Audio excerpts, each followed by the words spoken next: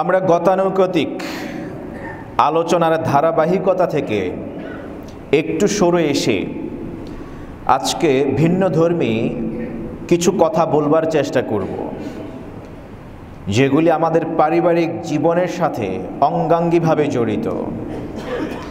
কিছু কোশ্চেনের আলোকে আজকে আমরা জবাব দেবার চেষ্টা করব ইনশাআল্লাহ। এই প্রশ্নগুলি আপনাদের চ্যানেল এইচ এর কমেন্টসের অপশন থেকে, চ্যানেল এইচের ফেসবুক পেজের কমেন্টসের অপশন থেকে নেয়া, ওখান থেকে কালেকশন করেছে আমাদের এক্সপার্টরা। আমি গত 2 জুমা আগেই বলেছিলাম যে কোশ্চেনগুলি আসে সেগুলিকে ক্যাটাগরাইজ করবার জন্যে। ওখান থেকে আজকে পারিবারিক সম্পর্কযুক্ত বা পরিবারের সাথে সম্পৃক্ত এইরকম 8-9টা কোশ্চেন নিয়ে আজকে আমরা কথা বলবার চেষ্টা করব ইনশাআল্লাহ। রব্বে করিম আমাদেরকে নির্ভুলভাবে, তাত্ত্বিকভাবে, দালিলিকভাবে জবাবগুলি উপস্থাপন করবার তৌফিক দান করুন। তদনুযায়ী আল্লাহ তাআলা আমাদেরকে আমল করার সুযোগ করে দিন। মুআজ্জাজ হাজিরিন, আজকে অধিকাংশ পরিবার ভেঙে যাচ্ছে, তালাকের সংখ্যা বেড়ে যাচ্ছে। 70% তালাক বা ডিভোর্স হচ্ছে নারীদের কারণে, নারীরা করছে। 30% হচ্ছে পুরুষদের কারণে, পুরুষরা সম্পর্ক ছেদ করছে। আজকের আলোচনার সাথে বা কোশ্চেনগুলি মূলত এই পরিবার কেন্দ্রিক যে কোশ্চেনগুলি এসছে, ম্যাক্সিমাম কোশ্চেন হলো পরিবারের অশান্তি। এই বিষয়গুলি থেকে চুজি কয়েকটি প্রশ্ন নিয়ে আমরা কথা বলবো ইনশাআল্লাহ। আল্লাহ তাআলা আমাদেরকে ধৈর্য ধরে কথাগুলি বলার এবং শোনার তৌফিক দান করুন। প্রথম কোশ্চেন, কোনো যুবক প্রশ্ন করেছিলেন, পাত্র কিংবা পাত্রী নির্বাচনের ক্ষেত্রে পাত্র কিংবা পাত্রীর কোন কোন গুণের দিকে খেয়াল রাখা উচিত? এই প্রশ্নের জবাবে আমরা বলবো, বর্তমান আধুনিক এই বিশ্বের চিত্রই হলো, আমরা যখন পাত্র কিংবা পাত্রী দেখতে যাই, প্রথমেই দেখি তার সম্পদ কতটুকু আছে, কতটুকু ধনী সে, তার আর্থিক অর্থাৎ ইকোনমিক পাওয়ার কতটুকু আছে, এটা আমরা দেখি। সেকেন্ড যেটা দেখি, তার বংশ মর্যাদা কেমন, তার পরিবারের কে কোথায়, কোন স্তরে, কোন পর্যায়ে, কোন ক্ষমতায়, কোন দায়িত্বে আছে, ওইগুলো আমরা খুঁজি। থার্ড যেটা দেখি আমরা, তার সৌন্দর্য কতটুকু, বিশ্ব সুন্দরী কিনা, সবচেয়ে সুন্দরী কিনা, এই বিষয়গুলিকে আমরা প্রাধান্য দিয়ে তারপরে পাত্র কিংবা পাত্রীকে আমরা পাত্র কিংবা পাত্রী পাত্রস্থ করে থাকি। আর ধার্মিকতা, দিনদারিতাকে আজকে উপেক্ষা করাই হয় প্রায়। ধার্মিকতার এত ধারি না এখন আর আমরা দেখি টাকা পয়সা আছে কিনা, বাহুজোর আছে কিনা, শক্তি আছে কিনা, বাড়ি কয়টার মালিক, গাড়ি কয়টার মালিক আছে, হ্যাঁ, কত বড় এস্টাবলিশড হতে পেরেছে, আর পরিবারের পরিজন কে কোন বড় ক্ষমতাধর, কোন ক্ষমতায় আছে, এগুলো দেখি। আর সুন্দরের পিছনে আজকে আমরা একেবারে দৌড় প্রতিযোগিতায় নির্লিপ্ত হয়েছি। অথচ প্রাধান্য দেওয়ার কথা পাত্রপাত্রী নির্বাচনের ক্ষেত্রে ধার্মিকতাকে ফার্স্ট। আজ থেকে 1450 বছর আগে প্রিয় নবীজি মুহাম্মদুর রাসূলুল্লাহ সাল্লাল্লাহু আলাইহি ওয়াসাল্লাম শেষ জামানার পাত্র পাত্রীদের টেন্ডেন্সির কথা তিনি চিত্রায়িত করে গেছেন, যা সহিহ বুখারী এবং সহিহ মুসলিমের হাদিস উভয়ে গ্রন্থে উদ্ধৃত হয়েছে। নবী করিম সাল্লাল্লাহু আলাইহি ওয়াসাল্লাম ইরশাদ করেছেন, মানুষের টেন্ডেন্সি তো এরকম হবে, যখন পাত্র কিংবা পাত্রী নির্বাচন করতে যাবে তারা দেখবে তুনকাহুল মারআতু লিআরবা, 4টা গুণ তারা দেখে মোটামুটি। লিমালিহা, প্রথম তাদের টার্গেট থাকে সম্পদ কতটুকু আছে, ওয়ালি হাসাবিহা, এরপরে বংশীয় দাপট কতটুকু আছে, ওয়ালি জামালিহা, সৌন্দর্য কতটুকু আছে, অথচ দিনদারিতার কোনো খবর নাই, ওয়ালি দীনিহা, এবার সবার শেষে গিয়ে খোঁজে কি একটু দিনদারিতা খুঁজে পাওয়া যায় কিনা এর মধ্যে। অথচ বিষয়টুকু হওয়ার কথা ছিল উল্টো, সবার আগে দিনদারিতা, দিন যার কাছে আছে, ধার্মিকতা, উত্তম চরিত্র যে পাত্র পাত্রীর মাঝে আছে তাকে খুঁজে বের করা, এরপর আস্তে আস্তে গিয়ে অন্য স্টেজগুলি দেখা। আল্লাহ রাসূল সাল্লাল্লাহু আলাইহি ওয়াসাল্লাম বললেন, আমি তোমাদেরকে অ্যাডভাইস করে যাচ্ছি, ফাযফার বিযাতিদ্দীন তারিবাত ইয়াদাক। তুমি পাত্রপাত্রী নির্বাচন করতে যাবে, দ্বীনদারিতা দেখে পাত্রপাত্রীকে তুমি নির্বাচন করো, তারিবাত ইয়াদাক, তোমার হাত ধুলায় দূষরিত হবে। শব্দটা ব্যবহার করা হয় বিভিন্ন ক্ষেত্রে, বিভিন্ন ডাইমেনশনে ব্যবহার করতো আরবরা। নবীজি সাল্লাল্লাহু আলাইহি ওয়াসাল্লাম বললেন, যদি তুমি দ্বীনদারিতাপূর্ণ কোনো নারীকে দেখে বিয়ে করো, তাকে জীবন সঙ্গিনী কিংবা বেডার হাফ হিসেবে তুমি তাকে গ্রহণ করো, তাহলে তোমার দুই হাত আল্লাহ তাআলা সুখ আর সমৃদ্ধি দিয়ে ভরপুর করে দিবেন। আমি প্রশ্নের জবাবে সংক্ষেপে বলবো, একটা ভালো মেয়ে দেখে বিয়ে করবেন। এবার তার আর্থিক অবস্থা অসচ্ছল থাকতে পারে, অথবা তার সৌন্দর্য কম থাকতে পারে, বংশীয় দাপট খুব কম থাকতে পারে, কিন্তু তার দ্বীনদারিতা, তার চরিত্রতা মাধুর্যমণ্ডিত আছে কিনা সেটা দেখে বিয়ে করুন। কিন্তু আপনি কিভাবে বুঝবেন একজন নারী সে দ্বীনদার কিনা, একজন নারী সে আসলে ভালো কিনা? এর ডেফিনেশনটা কি? আমরা জানি definition it varies time to time, এটা চেঞ্জ হয়। বিশ্বনবী সাল্লাল্লাহু আলাইহি ওয়াসাল্লামের কাছে এরকম সাহাবীরা জানতে চাইলেন, ইয়া রাসূলুল্লাহ, আইয়ুন নিসাই খায়র, which women is the best? সবচেয়ে ভালো নারী কে? ভালো নারীর সংজ্ঞা কি? কোন নারীটাকে আমরা ভালো বলে চিনব? হাদিস সহিহ সূত্রে নাসাইতে উদ্ধৃত হয়েছে, নবীজি সাল্লাল্লাহু আলাইহি ওয়াসাল্লাম ভালো নারীর পরিচয় দিতে গিয়ে তিনি বললেন, আল্লাতী তাসুররুহু ইযা নাযার।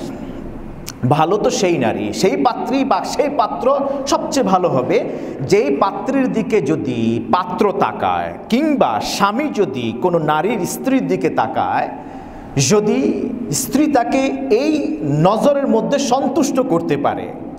আপনি দেখবেন ওই যে লাভ অ্যাট ফার্স্ট সাইট, মানুষের প্রথমে দেখলেই ভালোবাসা তৈরি হয় কারোর প্রতি, এটা পুরুষ নারী উভয়ের ক্ষেত্রে প্রযোজ্য। যদি আপনার স্ত্রীর দিকে তাকানোর পরে স্ত্রী এমনভাবে আপনাকে রিসিভ করে, অ্যাটেন্ড করে, আপনার ভালো লাগে, বিশ্বনবী সংজ্ঞা দিচ্ছেন যে এই নারীটাই হচ্ছে ভালো নারী। ওয়া তুতিউহু ইযা আমার, স্বামী যখন কোনো স্ত্রীকে কোনো বিষয় নির্দেশ দেয়, সে যদি সেটাকে পরিপালন করে, মেনে নেয়, অনুসরণ অনুকরণ করে, এটাকে ধারণ করে, ওই নারীটা ভালো। যেই নারী স্বামীর অবাধ্য, স্বামীর কথা শুনে না, এই নারীটা ভালো নয়। থার্ড যেই ডেফিনেশনের আল্লাহ রাসূল সাল্লাল্লাহু আলাইহি ওয়াসাল্লাম নারী ভালো নারীর সংজ্ঞায় বললেন, ওয়া তুখালিফুহু ওয়া লা তুখালিফুহু ফি নাফসিহা ওয়া মালিহা বিমা ইয়াকরা। স্বামী যেটা অপছন্দ করে সেটা সে করে না।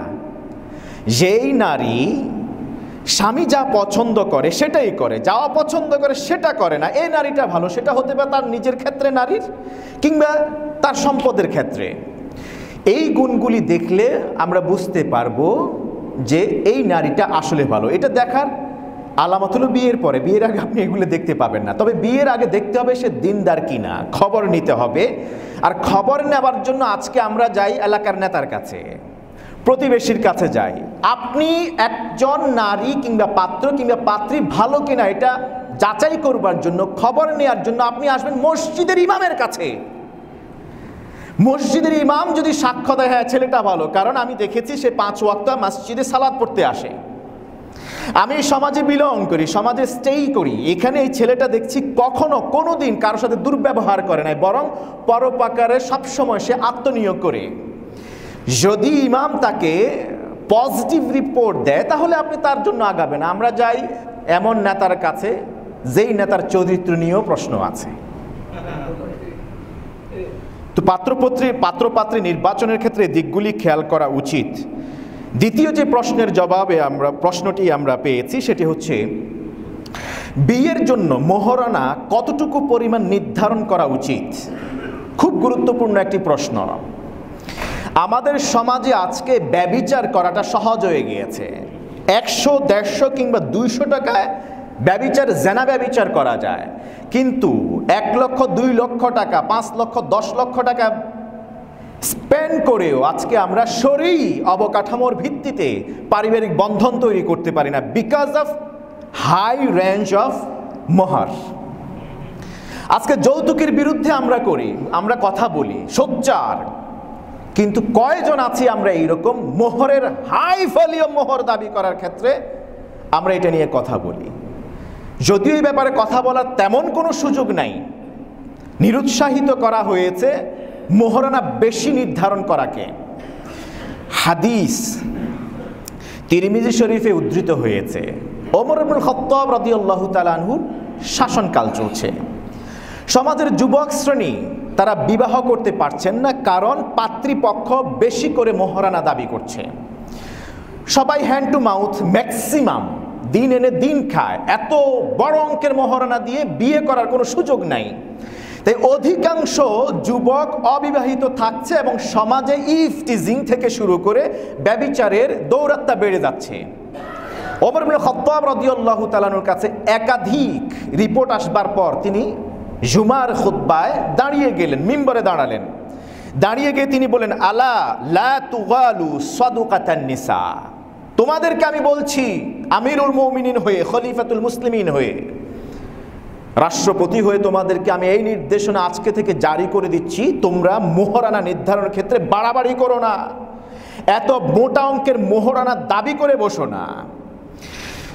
ফাইন্নাহা লাউ কানাত মাকরুমাতান ফিদ দুনিয়া, যদি মোটা অঙ্কের মোহরানা দাবি করা দুনিয়াতে কোনো সম্মানের বিষয়বস্তু হতো, আও তাকওয়ান ইনদাল্লাহ, যদি এটা তাকওয়ার কোনো বিষয় হতো আল্লাহ তাআলার কাছে, লাউকা লাকানা আউলাকুম বিহা নবিয়ুল্লাহি সাল্লাল্লাহু আলাইহি ওয়াসাল্লাম, তাহলে দুনিয়ার কোনো সম্মান অর্জনের ক্ষেত্রে আর আল্লাহ তাআলার নিকটবর্তী হওয়ার ক্ষেত্রে, তাকওয়া অর্জনের ক্ষেত্রে আল্লাহ রাসূল তোমাদের থেকে পিছিয়ে থাকতেন না কোনোদিনও। সুবহানাল্লাহ। মা আলিমতু রাসূলুল্লাহি সাল্লাল্লাহু আলাইহি ওয়াসাল্লাম নাকাহা শাইআম মিন নিসাইহি ওয়ালা আনকাহা শাইআম মিন বানাতিহি, আমি আমার জীবনে জীবদ্দশায় কখনো আল্লাহর রসুলকে দেখিনি তিনি কোনো একজন স্ত্রীকে বিয়ে করেছেন কিংবা কোনো একজন কন্যা সন্তানকে তিনি বিয়ে দিয়েছেন আলা আকসারা মিন সিনতাই আশারাতা উকিয়া, যে 12 উকিয়ার উপরে মোহরানা নির্ধারণ করেছেন। তিনি যত নারীকে উম্মাহাতুল মুমিনিন হিসেবে নিয়ে আসছেন আমাদের জন্য, যতজনকে বিয়ে করেছেন, যত মেয়েকে তিনি বিয়ে দিয়েছেন, 12 উকিয়ার উপরে মোহরানা নির্ধারণ করতে আমি দেখি নাই। 12 উকিয়া হলো, তাফসির ইবনে কাসিরে উদ্ধৃত হয়েছে, 12 উকিয়া হলো 480 দিরহাম। 480 বর্তমানে কাতারি দিরহাম যদি আমরা ক্যালকুলেট করি, 23 টাকা 20 পয়সা পার দিরহাম, তাতে হয় কত? সর্বোচ্চ 10,000 থেকে 10,500 টাকা। তার মানে হলো আল্লাহ রাসূল সাল্লাল্লাহু আলাইহি ওয়াসাল্লাম যতটা বিয়ে করেছেন কখনো 10 থেকে বর্তমান রেট অনুযায়ী 10,000 বা 10,500 উপরে মোহরানা নির্ধারণ করেন নাই, কিংবা তিনি তার কন্যা ফাতেমা বা অন্য কন্যাদেরকে যে পাত্রস্থ করেছেন সেখানেও 10,000 বা 10,500, সর্বোচ্চ 11,000-এর বেশি তিনি মোহরানা নির্ধারণ করেন নাই, দেন নাই। এই কথা বলে আমিরুল মুমিনিন খুতবা ছেড়ে নিচে নেমে হাঁটা শুরু করলেন। ফাআতাদারাদাত ইমরাআতুন মিন কুরাইশ, কুরাইশদের একজন মহিলা, সম্ভ্রান্ত মহিলা, তিনি দাঁড়িয়ে গেলেন। ওমর ইবনুল খাত্তাব রাদিয়াল্লাহু তাআলা আনহুর কাছাকাছি আসলেন, এসে বললেন, ইয়া আমিরাল মুমিনিন, হে আমিরুল মুমিনিন, আপনি সমাজের পুরুষ শ্রেণীকে 12 উকিয়া অর্থাৎ 480 দিরহামের বেশি মোহরানা নির্ধারণ করতে নিষেধ করেছেন, এটা আমি কানে শুনেছি, এটা কি সঠিক? আমিরুল মুমিনিন বললেন, না, হ্যাঁ আমি সেটাই বলেছি। মহিলার সাথে সাথে বললেন, আমিরুল মুমিনিন আমা সামিআতা মা আনজালাল্লাহু ফিল কুরআন, আল্লাহ তাআলা যে কোরআনে আয়াত নাজিল করেছেন মোহরানার ব্যাপারে, এটা কি আপনি শুনেন নাই? ওমর ইবনুল খাত্তাব বলেন, ওয়া মা যালিক, সেটা কি নাজিল হয়েছে আমাকে বলো দেখি। সেই মহিলা বললেন, আমা সামিআতা কাউলাল্লাহি আযজা ওয়া জাল, আপনি কি আল্লাহ তাআলার এই কথা শুনেন নাই, এই আয়াত শুনেন নাই, বক্তব্য আপনার কাছে আসে নাই? ওয়া আতাইতুম ইহদাহুন্না কিনতারা, তোমরা তোমাদের নারী যাদেরকে বিয়ে করেছ, এটা যদি কারি কারি একেবারে অঢেল অফুরন্ত সেই যদি মোহরানা, বিশাল স্তূপাকারের মোহরানা হয়, সেটা যদি তোমরা নির্ধারণ করো, সেটা আদায় করে দাও। আমিরুল মুমিনিন, আমার কোশ্চেন আপনার কাছে, আল্লাহ তাআলা যেখানে মোহরানা নির্ধারণ করার ক্ষেত্রে কেন্তার শব্দ ব্যবহার করেছেন, কেন্তার শব্দের অর্থ হলো স্তূপ আকারে মোহরানা, আপনি সেখানে কিভাবে এটাকে 400 দিরহামের মধ্যে এটাকে আপনি লিমিটেড করে দেন, রেস্ট্রিক্ট করে দেন? এটা কি আপনার সেই অধিকার আছে? ওমর ইবনুল খাত্তাব সাথে সাথে বললেন, আল্লাহুম্মা গুফরা, আল্লাহুম্মা গুফরা, আল্লাহ তুমি আমাকে ক্ষমা করে দাও।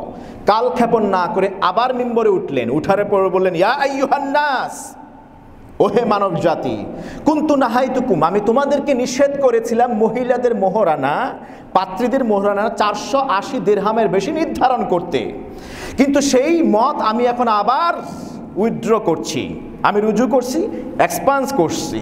এখন থেকে আমি তোমাদের উপরে ছেড়ে দিলাম, তোমাদের সামর্থ্য অনুযায়ী, যার যতটুকু সামর্থ্য আছে সেই অনুযায়ী মোহরানা নির্ধারণ করো, বিয়েটাকে সহজ করে দাও, তাহলে সমাজে এইরকম পাপাচার কামাচার থেকে যুবক সমাজ মুক্তি পেতে পারে। সুবহানাল্লাহ। সে ওমর ইবনে খাত্তাব রাদিয়াল্লাহু তাআলা আনহু খেলাফতে অধিষ্ঠিত হবার কিছুদিন পর আলী রাদিয়াল্লাহু তাআলা আনহু এবং ফাতেমা রাদিয়াল্লাহু তাআলা আনহার ঘরে ঔরসে জন্ম নেয়া উম্মে কুলসুম তাকে বিয়ে করলেন। বিয়ে করার সময় তিনি 40,000 দিরহাম মোহরানা নির্ধারণ করেছেন। 40,000 দিরহাম বর্তমানে যদি আমরা হিসাব করি প্রায় 10 লক্ষ টাকা। ওই যে তিনি সংশোধন করলেন, আল্লাহ কোরআনে এটাকে লিমিটেড করে দেন নাই, তাহলে ওমর কিভাবে এটাকে লিমিটেড করে দিতে পারেন? পরবর্তীতে উম্মে কুলসুম রাদিয়াল্লাহু তাআলা আনহাকে বিয়ে করলে তিনি 40 দিরহাম, বর্তমান রেট অনুযায়ী 10 লক্ষ প্লাস হতে পারে, এই মোহরানা নির্ধারণ করলেন। এটা হলো ডিপেন্ড করে প্রত্যেক পাত্রের সামর্থ্যের উপরে। সামর্থ্য যতটুকু দেখতে হবে, আসলে পাত্রের 10 লক্ষ টাকা দেওয়ার সামর্থ্য আছে কিনা। সামর্থ্য না থাকলে একেবারে একটা লোহার আংটি দিয়ে হলেও বিয়ে হয়ে যায়। নবীজি সাল্লাল্লাহু আলাইহি ওয়াসাল্লামের দরবারে এরকম একজন আসছেন বিয়ে করার জন্য। তিনি বললেন, তুমি কি দিবা? মোহরানা আছে? বলল, কিচ্ছু নাই। আল্লাহ রাসূল বলেন, উনজুরু আলাউ কানা খাতাম মিন হাদিদ, দেখো তো তোমার ঘরে একটা লোহার আংটি আছে কিনা, রূপার বাদ স্বর্ণের বাদ একটা লোহার আংটি আছে কিনা। তিনি বললেন, আমার কাছে এইটাও নাই। এরপর বললেন, তুমি কি কোরআন পড়তে পারো? কোরআন শুদ্ধভাবে পড়তে জানো? সাহাবী বললেন, হ্যাঁ ইয়া রাসূলুল্লাহ, আমি কোরআন শুদ্ধভাবে পড়তে পারি। আল্লাহ রাসূল সাল্লাল্লাহু আলাইহি ওয়াসাল্লাম বললেন, ইনতালিক ফাকাদ যাওয়াজিতুকুমা ফাআল্লিমহা মিনাল কোরআন, যাও তোমাদেরকে আমি বিবাহ বন্ধনে আবদ্ধ করে দিলাম, তোমার উপর মোহরানা, স্ত্রীর মোহরানা কি? তুমি যে কোরআন জানো পড়তে, এটা তোমার স্ত্রীকে শিক্ষা দিবে, এটাই হলো মোহরানা। কারণ তার আর্থিক সামর্থ্য নাই, মোহরানা এটাই আল্লাহ রাসূল নির্ধারণ করে দিয়ে। অতএব মোহরানা সর্বনিম্ন কত হবে, সর্বোচ্চ কত হবে, এই রেস্ট্রিকশন ইসলাম আমাদেরকে দেয় না, তবে ব্যালেন্স করতে বলেছে। পাত্রের সাধ্যের উপরে এটা নির্ভর করবে। এমনটা যেন না হয় পাত্রীপক্ষ এমন এক বোঝা চাপায় দিবে যেটা পাত্রীর পক্ষে বেয়ার করা খুবই কঠিন। আল্লাহ তাআলা আমাদেরকে বুঝার তৌফিক দান করুন। তৃতীয় কোশ্চেন আমরা পেয়েছি, স্বামীর উপর স্ত্রী এবং স্ত্রীর উপর স্বামীর কি কি অধিকার আছে। অধিকাংশ পুরুষ নারী, স্বামী স্ত্রী জানে না একজনের উপরে আরেকজনের কি অধিকার আছে, যার কারণে আজকে পরিবারে ভাঙ্গন, শয়তান বিজয় লাভ করছে। আমার উপর আমার স্ত্রীর কি অধিকার আছে এটা আমি জানি না। আমার স্ত্রীর উপর আমার কি অধিকার আছে, কি হক আছে, যেটার জন্য পাই পাই করে আল্লাহ তাআলার কাছে হাশরের ময়দানে আসামির কাঠগড়ায় দাঁড়িয়ে হিসাব দিতে হবে যদি একটু ব্যতিক্রম হয়। অথচ সেই অধিকারগুলির বিষয়ে আমরা জানিই না, ওয়াকিফাল না। এই জন্য পশ্চিমা বিশ্বে মিশর থেকে শুরু করে মালয়েশিয়া বিভিন্ন জায়গায় বিয়ে করার আগে বিয়ের যে কোর্স আছে, ওই কোর্সটা আগে তাদের সিলেবাসভুক্ত করা আছে, আগে তাদেরকে ওই ট্রেনিং দেওয়া হয়। এই মোহরানা থেকে শুরু করে স্ত্রীর কি কি অধিকার আছে, স্বামীর কি কি অধিকার আছে, এগুলো তাদের পাঠ্যপুস্তকে আছে, যেটা বড় আফসোস আমাদের দেশে বিন্দুমাত্র দেখা যায় না। এই বিষয় নিয়ে আলোচনাই করা হয় না। একজন স্ত্রীর কি কি অধিকার হক আছে স্বামীর উপরে, সংক্ষেপে যদি মোটা কথায় আমরা বলতে যাই, স্ত্রীর দুই ধরনের অধিকার আছে স্বামীর উপরে। একটা হচ্ছে হুকুকে মালিয়া, আর্থিক অধিকার, এটা 3 ভাগে বিভক্ত। 1, তার মোহরানা আদায় করে দেয়া। 2, তার নফকার ব্যবস্থা করা, স্বামীর সাধ্যমতো স্ত্রীর ভরণ এবং পোষণ, তার খাওয়া দাওয়া এবং পোশাক আদির ব্যবস্থা করা। 3 নম্বরটা হলো সুকনা, স্বামীর সাধ্য অনুযায়ী, সামর্থ্য মোতাবেক তাকে সুন্দর একটা আবাসনের ব্যবস্থা করে দেয়া, থাকার ঘর তৈরি করে দেয়া। তাইলে আর্থিক হক 3 ধরনের। 1, মোহর। 2, তার ভরণ পোষণ। 3, তার জন্য বাসস্থানের ব্যবস্থা, তিনটাই ডিপেন্ড করে স্বামীর আর্থিক সামর্থ্যের উপর। কিন্তু চাপাচাপি করবে না, এর বেশি সামর্থ্যের বাইরে চাপাচাপি করবে না। এবার যদি আমরা বলি হুকুকে গায়রে মালিয়া, স্ত্রীর কিছু অধিকার আছে যেগুলো অর্থের সাথে সম্পৃক্ত নয়, যেমন আল আদলু বাইনা জাওজাত, স্বামী যদি একাধিক বিয়ে করে সব স্ত্রীর মধ্যে সমতা বজায় রাখা, ব্যালেন্স করা, কাউকে বেশি দেয়া কাউকে কম দেয়া, এটা যেন না হয়। তারপর হলো হুসনুল মুআশারা, স্ত্রীর সাথে সৌজন্যমূলক আচরণ করা, সর্বোচ্চ সৌজন্য ব্যবহার করা, উল্টাপাল্টা ব্যবহার না করা, স্ত্রীকে কোনোভাবে কোনো কারণে বৈবাহিক কোনো বিষয়ে পারিবারিক কোনো সূত্রকে টেনে নিয়ে এসে কষ্ট না দেয়া, এগুলো হলো স্ত্রীর অধিকার স্বামীর উপর। এবার স্ত্রীর উপরে স্বামীর কি অধিকার? নাম্বার 1, উজুবু তাআ, স্ত্রী স্বামীর অনুগত হবে, স্বামীর কথা মেনে চলবে। মহাগ্রন্থ আল কোরআনে যেই সব স্ত্রী স্বামীর অনুগত না, স্বামীর কথা মতো চলে না, স্বামীকে মেনে চলে না, তাদেরকে স্ত্রী বলে নাই, মহিলা বলেছে। ইমরাআ শব্দ ব্যবহার করেছেন আল্লাহ তাআলা। ইমরাআতে লূত, ইমরাআতু ফিরাউন, ইমরাআতে নূহ, এদেরকে স্ত্রী বলেন নাই। স্ত্রীর আরবি প্রতিশব্দ জাউজা, আর মহিলার আরবি প্রতিশব্দ ইমরাআ। মহাগ্রন্থ আল কোরআনে সেই সব স্ত্রীকে মহিলা বলে আল্লাহ আখ্যায়িত করেছেন যেই সব স্ত্রী তার স্বামীর অনুগত নয়। যেমন নূহ আলাইহিস সালামের স্ত্রী নূহ আলাইহিস সালামের অনুগত ছিলেন না, তিনি জাহান্নামে যাবেন, বিদায় তাকে আল্লাহ তাআলা স্ত্রী না বলে মহিলা বলেছেন। লূত আলাইহিস সালাম নবী, তার স্ত্রী, তিনি যেহেতু লূত আলাইহিস সালামের কথা শুনেন নাই, জাহান্নামে যাবেন, আল্লাহ তাআলা তাকে স্ত্রী জাওজা ব্যবহার না করে ইমরাআ শব্দ ব্যবহার করেছেন। ফিরাউন আল্লাহর সবচেয়ে বড় দুশমন এই পৃথিবীর বুকে, তার কথা শুনে নাই, মূসা আলাইহিস সালামের কথা শুনেছেন, তার উপর ঈমান আনয়ন করেছেন, জান্নাতে যাবেন, তথাপিও স্বামীর কথা শুনেন নাই, তার আরবি প্রতিশব্দ জাওজা ব্যবহার না করে ইমরাআতু ফিরাউন, ফিরাউনের মহিলা, স্ত্রী শব্দ ব্যবহার করেন নাই। কারণ নেককার পুণ্যবান স্ত্রীর ব্যাপারে আল্লাহ তাআলা সূরা নেসার 34তম আয়াতে বলছেন, ফাসসালিহাতু কানিতাতুন হাফিজাতুল লিল গায়বি বিমা হাফিজাল্লাহ। নেককার স্ত্রী তারা যারা স্বামীর অনুগত হয়। অতএব প্রথম যে শর্ত, যে হক একজন স্ত্রীর উপরে স্বামীর, সেটা হলো স্ত্রী স্বামীর অনুগত হবে। নাম্বার 2, স্বামীর শারীরিক চাহিদা মেটাবে, সাধ্যমতো স্বামীর শারীরিক চাহিদা মেটাবে। নাম্বার 3, স্বামী যাকে অপছন্দ করেন এমন কাউকে বাসায় বা পরিবারে বাড়িতে ইনভাইট না করা। নাম্বার 4, স্বামীর অনুমতি ছাড়া স্ত্রী ঘর থেকে বের হতে পারবেন না। শাফিঈ এবং হাম্বলি মাযহাব, এই বড় দুই মাযহাবের ইমামদের বক্তব্য হলো, ইভেন স্ত্রীর বাবা মা যদি অসুস্থ হয়ে যায়, তাদেরকে দেখার জন্য স্বামীর অনুমতি ছাড়া স্ত্রী ঘর থেকে বের হতে পারবে না। স্বামী স্ত্রীকে আদব শিক্ষা দেওয়ার জন্য যদি শাসন করে, পরামর্শ দেয়, শাসন করে, ইভেন যদি গায়ে হাত তোলে, সেটা স্বীকার করা, মেনে নেয়া, এর বিরুদ্ধাচরণ না করা। আজকে যদি ঘরে ঘরে যদি এই হকটা যদি থাকতো, তাহলে 70% মহিলাদের কর্তৃক ডিভোর্স হতো না, তালাক হতো না। এই অধিকারটা অনেকেই জানেন না। ইভেন হানাফি মাযহাবে, হানাফি মাযহাব, আমরা অধিকাংশই হানাফি মাযহাবকে অনুসরণ করে চলি, ফতোয়াগুলি মানি। হানাফি মাযহাবের দাবি হলো, বক্তব্য হলো, স্ত্রীকে স্বামী 4 কারণে, 4 অবস্থায় গায়ে প্রহার পর্যন্ত করতে পারে, 4 কারণে বৈধ আছে।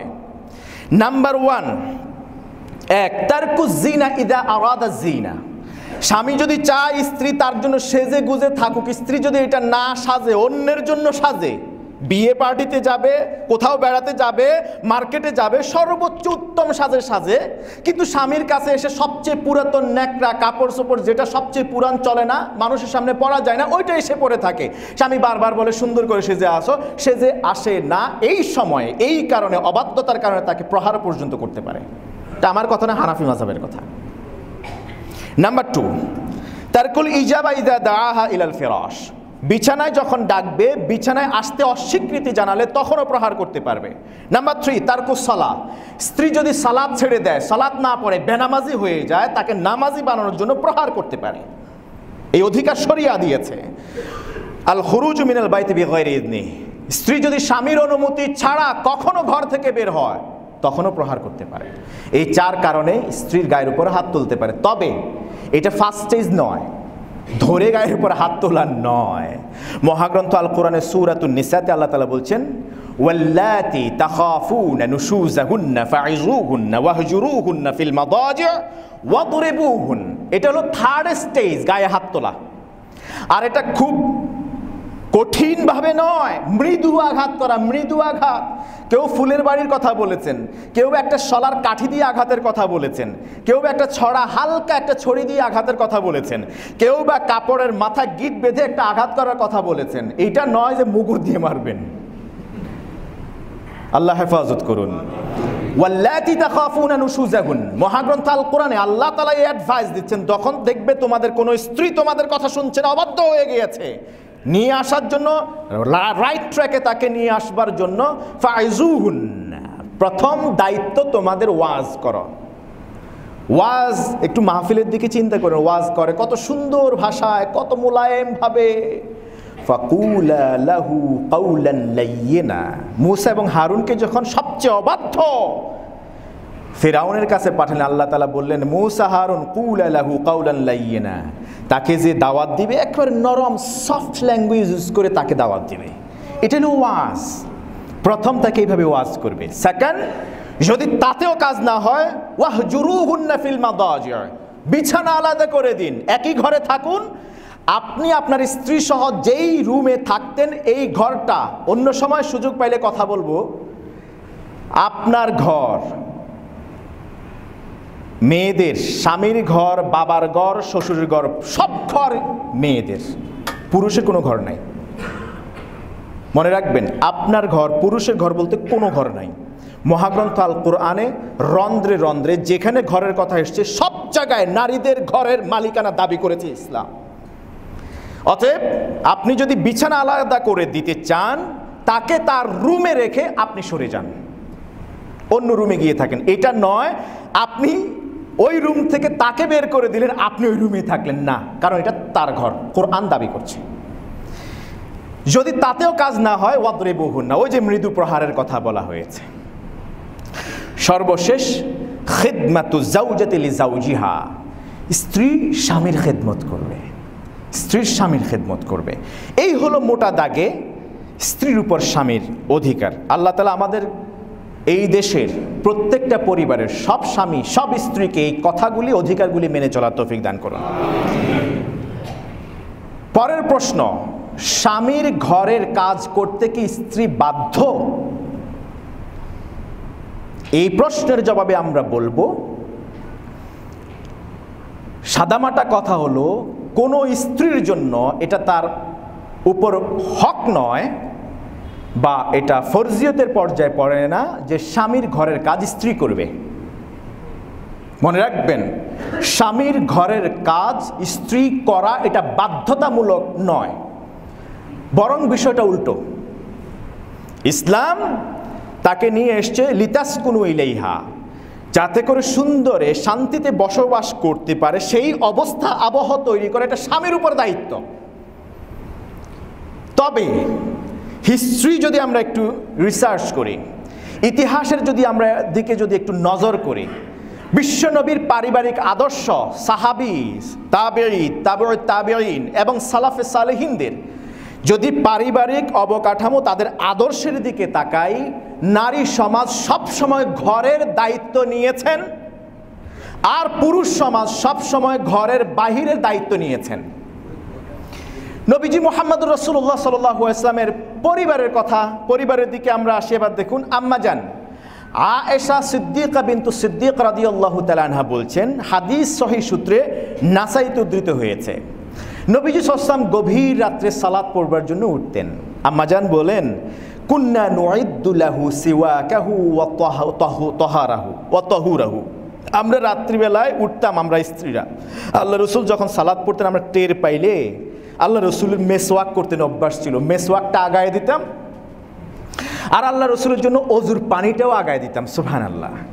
উম্মুল মুমিনিন মাইমুনা বিনতুল হারিস রাদিয়াল্লাহু তাআলা আনহা তিনি বলছেন, আল্লাহ রসুল সাল্লাল্লাহু আলাইহি ওয়াসাল্লাম যখন রাত্রের গভীরে ফরজ গোসল করবার জন্য উঠতেন, আমরা তার জন্য পবিত্র পানি ব্যবস্থা করে দিতাম, পানি এনে দিতাম, এবং তার গোসল শেষ হয়ে গেলে গায়ের পানিগুলি শুকানোর জন্য, মুছে নেবার জন্য ফাআতাইতুহু বিখিরকাতিন, আমরা টাওয়েল, গামছা, সমজাতীয় শুকনো কোনো কাপড় চোপড় আল্লাহ রসুলকে এনে দিতাম, তিনি মুছতেন, তারপরে তিনি এখান থেকে বের হতেন। সুবহানাল্লাহ।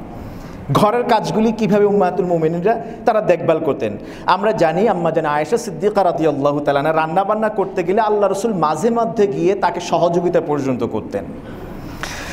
আসমা বিনতু আবি বকর, আবু বকর সিদ্দিক রাদিয়াল্লাহু তাআলা আনহুর আরেক কন্যা, যাকে বিয়ে দিয়েছিলেন জুবাইর ইবনুল আওয়াম রাদিয়াল্লাহু তাআলা আনহুর সাথে। জুবাইর ইবনুল আওয়াম রাদিয়াল্লাহু তাআলা আনহু ম্যাক্সিমাম টাইম আল্লাহ রসুলের সাথে বিভিন্ন সফরে থাকতেন, যুদ্ধের ময়দানে অভিযানে বের হতেন। ঘরে আর কেউ থাকতো না, তিনি খুব দরিদ্র শ্রেণীর ছিলেন। জুবাইর ইবনুল আওয়াম ঘরে ছোট্ট একটা ঘর ছিল, আর ঘরের বাইরে তার একটা মাত্র ঘোড়া ছিল, এছাড়া কোনো সম্পদ ছিল না।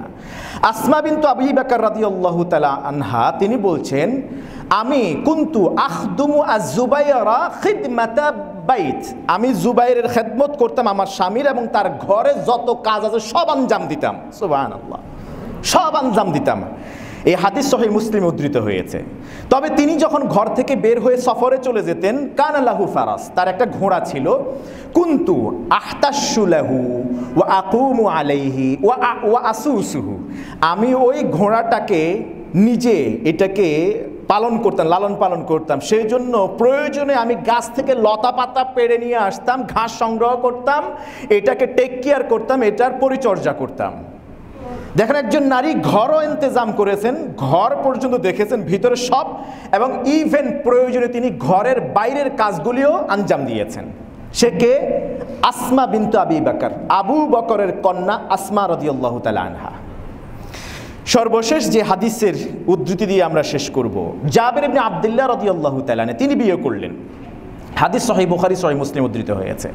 আল্লাহ রসুল জানতে পারলেন জাবের রাদিয়াল্লাহু তাআলা আনহু বিয়ে করলেন, তবে বিয়ে করছেন একজন বিধবা নারীকে। আল্লাহ রসুল ডেকে বলেন, আফালা জারিয়াতান তুলাইবুকা ওয়া তুলাইবুহা, তুমি কেন বিধবা নারী বিয়ে করলে? টকবগে যুবক, প্রথম বিয়ে করছো, তুমি একজন কুমারী নারী দেখে বিয়ে করতে, তাহলে তো তুমি দুইজনে মিলে অন্তত খেলাধুলা তো করতে পারতা। জাবের ইবনে আব্দুল্লাহ রাদিয়াল্লাহু তাআলা আনহু বলেন, ইয়া রাসূলুল্লাহ কুতিলা আবি ইয়াউমা উহুদ, আমার বাবা উহুদের ময়দানে শহীদ হয়ে গেছেন। ওয়া তারাকা তিসআ বানাত, 9 জন কন্যা সন্তান তিনি রেখে গেছেন। যেহেতু তারা মেয়ে, 9টা বোন আমার, এদেরকে দেখভাল করা আমার খুব কষ্ট হয়। যেহেতু নারী, আমি সব কাজ করতেও পারি না, তাই আমি চিন্তা করলাম বিয়ে যেহেতু করতে হবে, এমন একজনকে করি যে ভালো বুঝবে।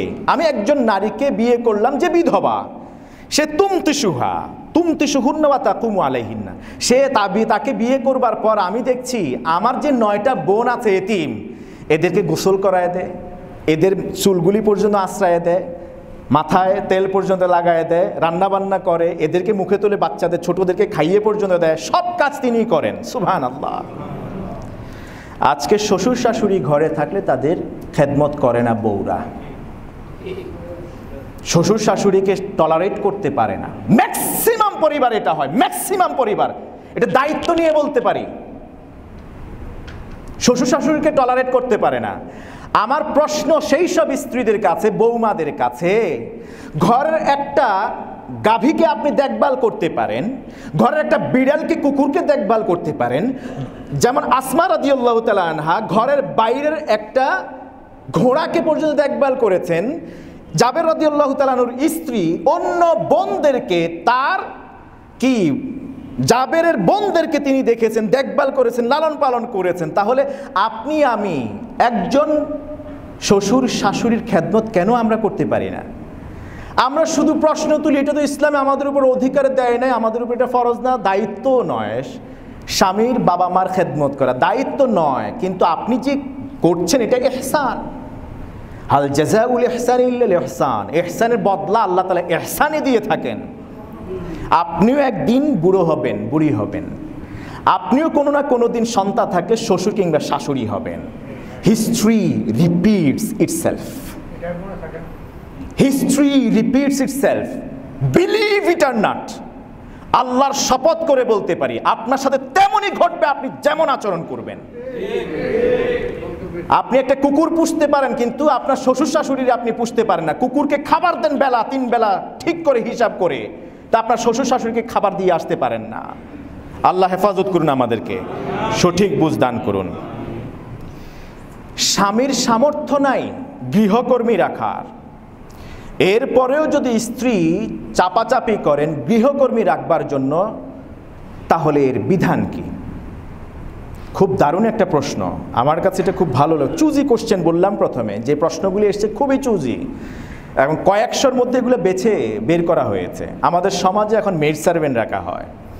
স্বামীর আসলে তেমন সামর্থ্য নাই, কিন্তু স্ত্রী ঘরের কাজ করবেন না, এখন তিনি দাবি করছেন একটা মেড সার্ভেন্ট রাখা হোক, তাহলে এটা করবেন। কিন্তু এইদিকে স্বামীর কষ্ট হচ্ছে, এই ক্ষেত্রে কি করণীয় সমাধান জানতে চেয়েছেন।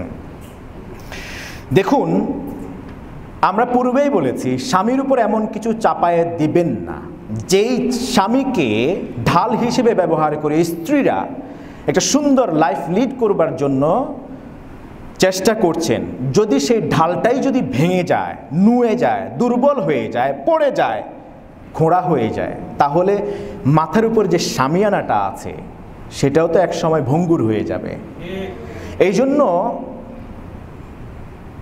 কি যেন, cut your coat according to your cloth, আয় বুঝে ব্যয় করা দরকার। আপনার স্বামীর উপার্জন ক্ষমতা, ব্যয় ক্ষমতা কতটুকু, এতটুকু পর্যন্ত ক্যালকুলেটিভ ওয়েতে আপনাকে হিসাব করে আপনার কিছু দাবি দাওয়া করা উচিত। সবচেয়ে পৃথিবীতে বিশ্বনবীর সবচেয়ে কলিজার টুকরা কাছের পরিবারগুলির মধ্যে আলী রাদিয়াল্লাহু তাআলা আনহু দাবি করছেন তার মেয়ে ফাতেমা। এই হাদিস আবু দাউদে উদ্ধৃত হয়েছে। আলী রাদিয়াল্লাহু তাআলা আনহু বলছেন, আল্লাহ রসুলের পরিবারের মধ্যে সবচেয়ে কাছের, রাসূলের প্রিয় সন্তান হলো পরিবারের সদস্য ফাতেমা। ফাতেমার কি বিয়ে হয়েছে কি হয় নাই? আলীর সাথে। তাইলে আল্লাহ রসুল শ্বশুর, আলী জামাতা। এবারে দেখুন কি ঘটনা ঘটে। আলী রাদিয়াল্লাহু তাআলা নিজে স্টেটমেন্ট করছেন, আমি তাকিয়ে দেখলাম দিনের পর দিন, রাতের পর রাত, প্রতিদিন প্রতিনিয়ত রুটি তৈরি করবার জন্য যে পেশন যন্ত্র আছে, রাহা বলা হয় আরবিতে, পেশন যন্ত্র, জাঁতা কল, এটাকে ঘুরাতে ঘুরাতে ফাতেমার হাতে দাগ পড়ে গেছে, খসখসে হয়ে গেছে। বাড়ির আনাচে কানাচে এগুলোকে ঝাড়ু দিতে দিতে, এগুলো দেখভাল করতে করতে, ময়লা সাফ করতে করতে তার জামা কাপড় এমনিতে তো কম, একটা দুইটার বেশি নাই, সব ময়লাযুক্ত হয়ে যায় কিছুক্ষণ পর পরে, এত বেশি কাজ করে। সুমিষ্ট পানির জন্য বাহির থেকে, ভিতরে তো এখন আর আমাদের এখনকে যে আধুনিক ব্যবস্থা, ওই ব্যবস্থা তো নাই। কুয়া থেকে পানি আনতেন তিনি মানুষের অগোচরে, রাতের আধারে তিনি কলসি ভরে যে পানি নিয়ে আসতেন, ঘাড়ের উপরে বহন করে ঘাড়ে দাগ পর্যন্ত পড়ে গেছে। এটা কোন নারী? বিশ্বনবীর কলিজার টুকরা ফাতেমা, নারীদের জান্নাতের সর্দার হাসান হোসেনের মার কথা বলছি। এত সব কিছু দেখার পর আলী বললেন, আমার খুব কষ্ট লাগা শুরু করলো। একদিন শুনলাম বিশ্বনবীর দরবারে কিছু দাসী আসছে, কোনো যুদ্ধ থেকে তাদেরকে বন্দি করে নিয়ে আসছে, তারা দাসী। আমি ফাতেমার কাছে আসলাম, এসে বললাম, তোমার এই কষ্ট আমার সহ্য হচ্ছে না, তুমি একা সব কিছু দেখছ, এক কাজ করো, রাহমাতুল আলামিন তোমার বাবা নবী মুহাম্মদ সাল্লাল্লাহু আলাইহি ওয়াসাল্লামের কাছে যাও, গিয়ে তোমার কষ্টের কথা বলো। আমি খবর পেয়েছি তার কাছে কিছু দাসী আসছে, এগুলি অন্যদের ঘরে বন্টন করে দেওয়ার আগে এখান থেকে একজনকে চেয়ে বসো, তাহলে ঘরে তোমার কষ্ট কমে যাবে। ফাতেমা রাজি হয় না। সেকেন্ড টাইম বললেন, রাজি হয় না। থার্ড টাইম বললেন, রাজি হয় না। ফোর্থ টাইম রাজি হয়ে বাবার কাছে গেলেন। দূর থেকে দেখলেন বাবার আর মেয়ের আই কন্ট্যাক্ট হয়েছে। যখন ফাতেমা দেখলেন আল্লাহ রসুল বাহিরের মানুষের সাথে কথা বলছেন, গুরুত্বপূর্ণ পরামর্শ বৈঠকে আছেন, ফাতেমা দূর থেকে আই কন্ট্যাক্ট করে চলে আসলেন। ওই দিন আল্লাহ রসুল আর আসতে পারেন না। পরের দিন আলী রাদিয়াল্লাহু আনহু স্টেজ করছেন, পরের দিন ফাতেমা রাদিয়াল্লাহু তাআলা আনহার ঘরে রাহমাতুল লিল আলামিন হাজির। সুবহানাল্লাহ। এসে বললেন, মা হাজাতুকে, মা কানাত হাজাতুকি ইয়া ফাতেমা, ফাতেমা গতকাল তুমি আমার কাছে গিয়েছিলে, ব্যস্ততার কারণে তুমিও আসো নাই আর আমিও সময় দিতে পারি নাই, বলো তোমার কি প্রয়োজনে তুমি এসেছিলে। ফাতেমা লজ্জায় কোনো কথা বলে না। আল্লাহ রসুল একাধিকবার জিজ্ঞেস করলেন, কোনো জবাব দেয় না। আলী বললেন, আমি তখন আল্লাহ রসুলকে, ইয়া রাসূলুল্লাহ আমি বলতেছি, ফাতেমা বলতে পারবে না, আমি বলতেছি।